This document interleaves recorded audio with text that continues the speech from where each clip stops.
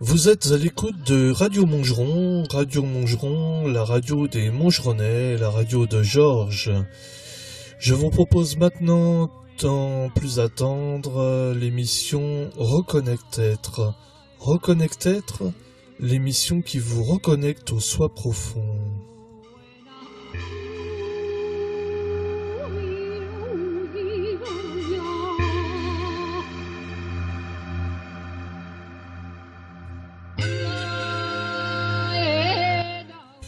Que veux-tu ?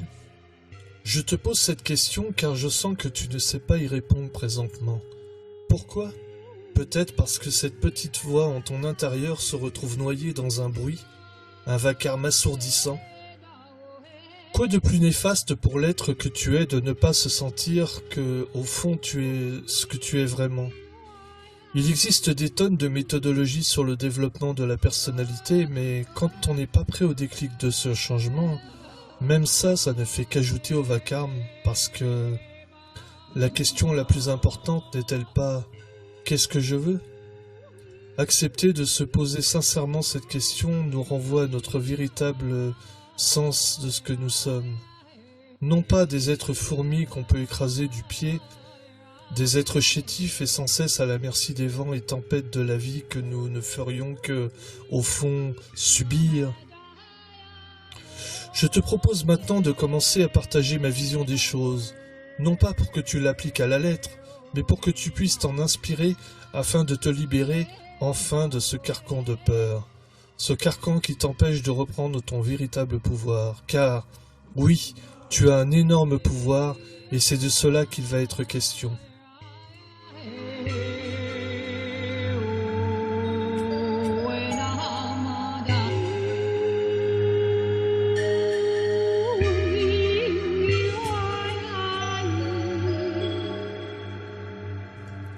Deux questions essentielles à se poser régulièrement. Qui suis-je et qu'est-ce que je veux vraiment ? Tellement de personnes passent à côté de leur vie sans se rendre compte qu'elle est passée comme se consume une bougie. Tu crois en Dieu ? Tu n'y crois pas ? Aucune importance. Le Dalai Lama n'a-t-il pas dit ? Il importe peu de croire ou de ne pas croire, l'essentiel est d'être bon. Cela nous amène à ce qui, selon moi, est la plus grande force de l'univers, l'amour. En effet, peu importe de croire en un dieu, en plusieurs dieux ou en rien de spécial, pourvu qu'on applique la cohérence amoureuse envers la vie. Et crois-moi, si on envoie de l'amour, il nous est renvoyé avec une telle force et une telle abondance que c'est tout simplement incroyable. Car ce qui nous a été caché par les religions chrétiennes, judaïques et musulmanes, pour ne citer qu'elles, c'est que nous disposons intrinsèquement d'un réel pouvoir sur la vie si nous en acceptons une règle qui est très simple. C'est celle de notre responsabilité. Non pas celle des assurances ou de cette responsabilité qu'on a uniquement quand on est redevable pour un tort ou des erreurs qu'on aurait commises. Il s'agit de notre responsabilité d'être pleinement créateur de notre vie. Car en effet, à la question « qu'est-ce que je veux ?» implique que j'ai la possibilité de vouloir que ma vie devienne ce que je veux, selon mes propres choix, et ça implique également qu'à la question « que suis-je ?» la réponse est « je suis un être doué de divinité et donc avec tous les potentiels de création de l'univers. » Vertigineux, non ? Dit comme ça, on serait tous des dieux. Mais non, il ne s'agit pas de cela. C'est plus profond et plus déconnecté de toute velléité de pouvoir démesuré et encore moins un pouvoir d'omnipotence. Nous restons des êtres humains incarnés pour vivre nos vies au travers de nos limites d'êtres humains. Limites, mais aussi merveilles, car nous sommes des êtres merveilleux. Songe à ne serait-ce que la musique. N'est-ce pas divin de pouvoir créer de si belles choses ? nous sommes capables de tant de choses magnifiques. Et ceci est valable pour tout ce que nous créons. Au fond, quel en est le véritable moteur? N'est-ce pas notre fabuleux pouvoir de création du monde?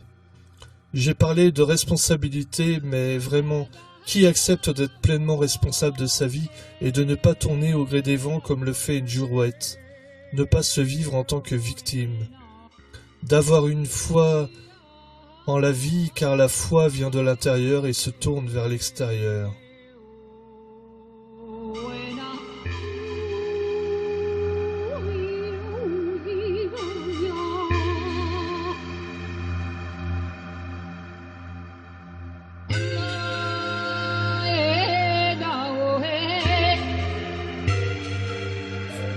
Alors, nous en venons ici à l'intérieur.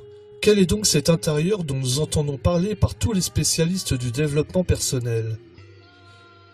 Il s'agit de notre vécu intime et profond, de notre relation à notre centre psychique et émotionnel, en relation lui-même avec notre centre d'intuition. Et j'y reviendrai plus tard car c'est très important de comprendre cela. Le moteur de cette merveilleuse machine qu'est la vie, même si le mot machine et cette image est assez maladroite, mais pourquoi pas? Le véritable moteur, c'est le cœur, car rien de cohérent ne se fait sans lui et sa puissante énergie de vibration interne tout d'abord, puis externe par la suite. En effet, le cœur est un puissant moteur de vie et c'est lui qui émet les vibrations qu'on éprouve de l'intérieur de notre être vers notre extérieur. Comprends-tu désormais ce qu'il faut faire en tout premier lieu?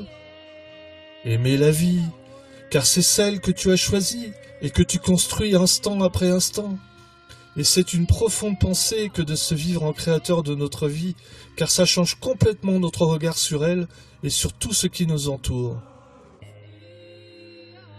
Arrivé ici, tu dois te dire, mais si je vis des problèmes, c'est moi qui les ai créés? En fait, il ne s'agit pas de se créer des problèmes ou d'avoir tout ce qu'on veut, car il existe une loi fondamentale dans l'univers.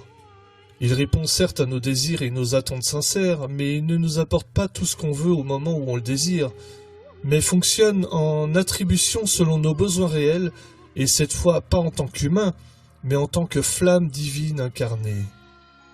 Des flammes divines incarnées qui ont des pouvoirs qui ne sont pas ceux de cette vie terrestre, mais avec une vision bien plus haute et avec une vue parfaite et complète du grand puzzle de nos vies imbriquées, car elles le sont.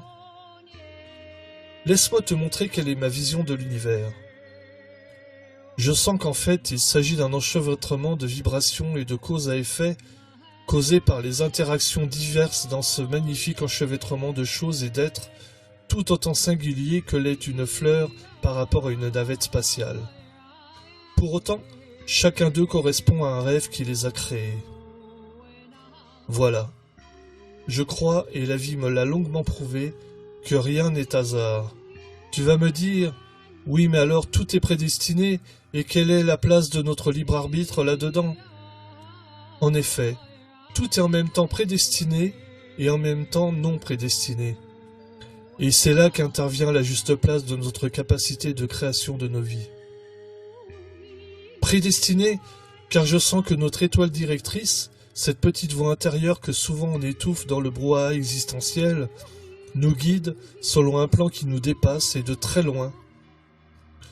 Mais qu'en même temps, on a la capacité de créer des événements, non pas comme on le voudrait, mais tels qu'en tant qu'être divin en avons besoin, selon un plan de vie qui va bien au-delà de notre naissance ou notre mort.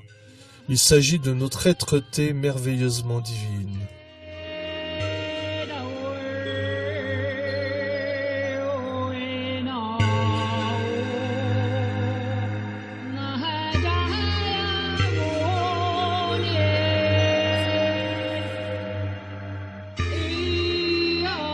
Maintenant, tu peux peut-être mieux comprendre pourquoi certaines tuiles te sont tombées dessus à un moment donné, et tu peux aussi comprendre que dans ces tuiles, sans ces tuiles, tu n'aurais pas évolué dans le sens où tu as évolué, et tu ne serais peut-être pas là où tu en es présentement.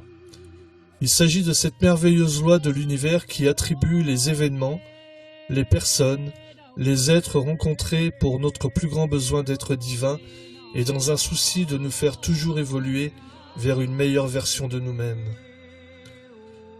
Il ne s'agit pas de créer notre monde à la lettre de notre mental, mais selon une confiance toute naturelle en l'univers ou Dieu, c'est selon les croyances de chacun. Au fond, dans chaque religion, il est dit « demandez, il vous sera donné ». Il est dit aussi que « semer de bonnes graines donne de beaux fruits » et c'est valable pour l'inverse. Donc, il fallait comprendre que rien ne nous est donné pour notre désir, mais selon nos besoins singuliers.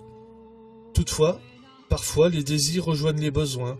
Ainsi, c'est là que nous nous sentons en cohérence et en harmonie avec le plan de notre être divin, notre âme, notre enfant intérieur, qui nous crie chaque instant « Aime-moi, aime-moi, aime-moi » Et quoi de plus merveilleux et acte d'amour que de donner à un enfant ce dont il a besoin?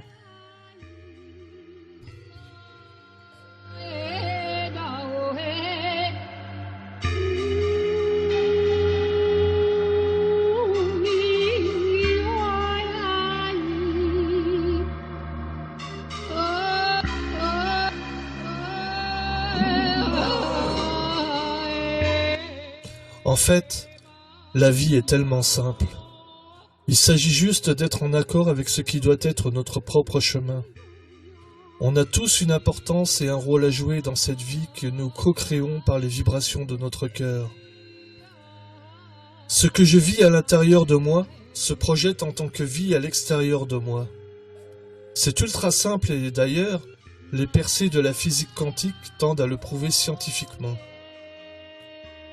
Ainsi, si je cherche à changer mon extérieur sans bouleverser mon vécu intérieur, il y a de fortes chances que dans 99 cas sur 100, ce soit l'échec assuré. Tu me diras, il reste une chance sur 100 que ça fonctionne. Je te répondrai que c'est un résidu miraculeux. Une autre révélation qui nous enseignent les religions, c'est crois et vois. Car croire est en effet puissant levier de foi pour prendre confiance que tout ce qui arrive est pour notre plus grand besoin, et qu'ainsi, tout en co-création, le plan est en fait parfait. Tout est parfaitement organisé. Et n'est-ce pas vertigineux de penser que nous sommes en même temps des jouets et des créateurs de ce vaste parc d'attractions? Jouets de Dieu ou de l'univers, probablement. Mais vaste co-créateur de l'univers. Ceci est probablement une pensée qui semble déroutante. Toutefois, le bouddhisme nous l'enseigne puissamment au travers de cette notion de vide dans le plein et l'inverse. Un genre de paradoxe total de l'existence qui est difficile, je le conçois, à envisager. Ainsi, tu peux voir ton cœur comme un jardin intérieur que tu arroses tous les matins. À toi de voir et de choisir avec quoi tu l'ensemences et quels fruits tu veux y voir pousser, mais sois-en bien sûr. Ce que tu sèmes à l'intérieur te sera renvoyé au centuple à l'extérieur. D'où l'importance de faire des choix judicieux et amoureux, car une vie sans amour est si triste et fade.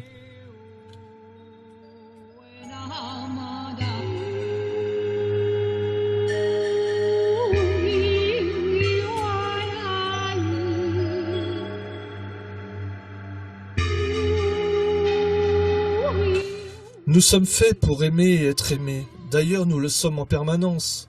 Je sens poindre la question « Qu'en sais-tu » Et ma réponse est que je l'entends tous les jours.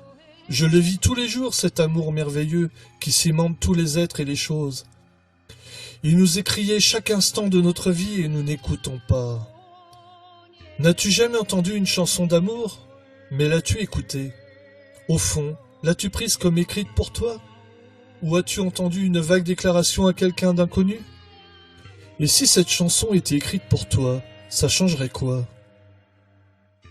Essaie de penser ainsi et tu verras s'ouvrir un autre champ de conscience qui est aussi une autre loi de l'univers, la loi de la gratitude.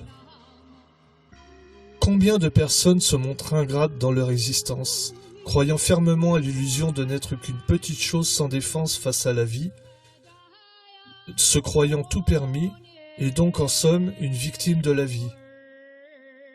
Quelle erreur! Quel manque de foi et de confiance qui fait tomber ces personnes dans des pièges qui se répètent sans cesse avec leur cortège de croyances erronées, qui procurent au final maladie et autres injustés de la vie. alors que c'est si simple de remercier à chaque fois qu'on le désire la vie qu'on a créée nous-mêmes dans ses grandes largeurs.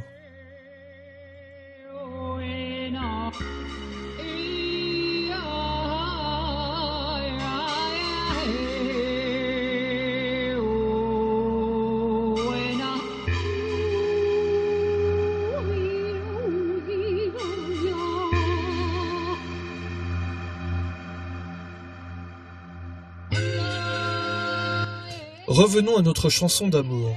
Quoi de plus gratifiant que de considérer et accepter qu'elle est juste faite pour moi? Quelle plus belle preuve qu'elle m'aime et que mon être divin, mon âme, mon enfant intérieur m'aime infiniment. C'est une manière de penser qui m'est toute personnelle, mais qui m'a ouvert tellement de portes que je tenais à la partager avec toi. Et puis, après tout, ce qui vient d'un cœur ouvert et amoureux n'est-il pas la plus merveilleuse chose dont l'être humain est capable?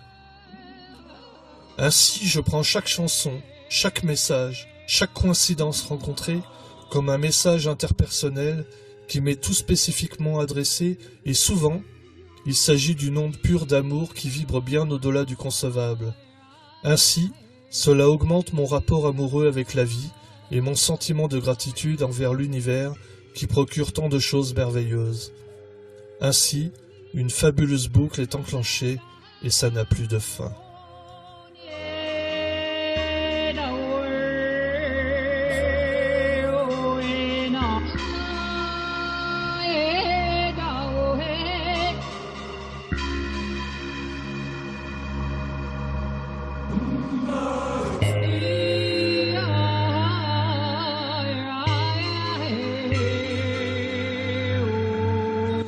Vous venez d'écouter l'émission de radio intitulée Reconnect-être. Reconnect-être, la reconnexion à son soi profond. Cette émission a été concoctée, imaginée, écrite et réalisée par Georges, votre serviteur. Et vous avez pu entendre derrière la fabuleuse et magnifique voix de la divine Lucie Rainbow. Lucie Rainbow en chant connecté, en chant inspiré, avec un arrangement personnel à la Giorgio, c'est-à-dire moi-même.